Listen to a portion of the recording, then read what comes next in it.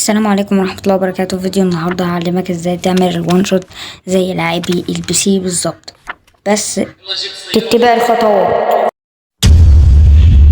ولو أول مرة تشوفني انزل حط لايك واشتراك، ويلا نبدأ الفيديو.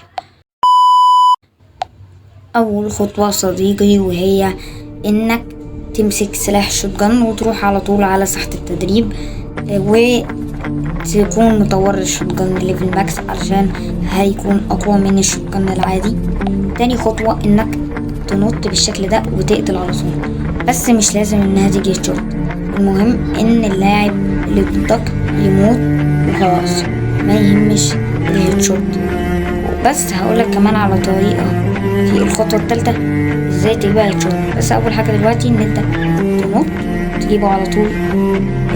بادي بقى هيدشوت لازم، بس مش لازم تكون هيدشوت. فدي الخطوة الأولى. تاني خطوة هو انك تقتله وبعدين تقفل السلاح وتركض.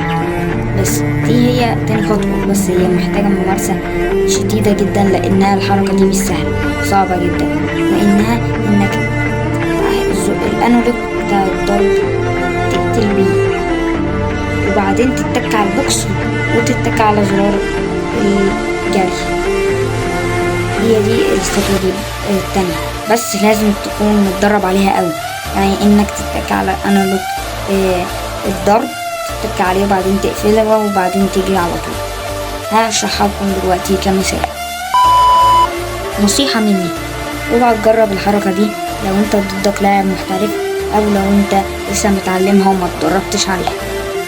هشرح لكم دلوقتي المثال، انك تلاقي اي واحد زي ده مثلا وتنط تاخد البوكس وتجري على طول. لو لقيت الامر تمام تكمل، لكن لو لقيته بيقتلك زي دلوقتي كده يبقى ما تكملش. دلوقتي هنجرب اللي هي الجامب شوت، ونفعت على طول، بس مش لازم بقى تجيبها هيدشوت، بتنفع على طول، لان حتى لو جبت كله اصفر عادي، انت لسه بتكون متدرب.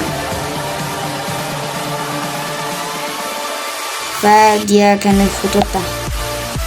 الخطوة التالتة والأخيرة هو إنك تنزل الأنالوج لتحت وترفعه على طول لفوق، دي علشان تجيب بيها هيدشوت. فدي الحركة دي هي اللي هتخليك تجيب بيها هيدشوت زي كده بالظبط، ولازم برضه تتدرب عليها علشان تحترفها أكتر. وحتى لو جبت واحدة أصفر المهم إنها تكون فيها واحدة أحمر طالما أنت لسه مبتدئ في الحركة دي.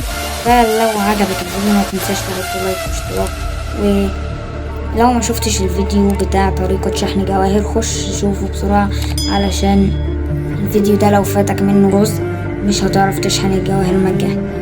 فيلا سلام.